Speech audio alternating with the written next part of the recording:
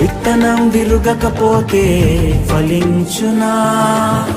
కష్టాలే లేకపోతే కిరీటమే వచ్చునా? శ్రమలే నా అతిశయం, శ్రమలోనే ఆనందం, శ్రమలయందే ఉత్సాహం, విశ్వాసమే నా బలం. శ్రమలే నా అతిశయం, శ్రమలోనే ఆనందం, శ్రమలయందే ఉత్సాహం, విశ్వాసమే నా బలం.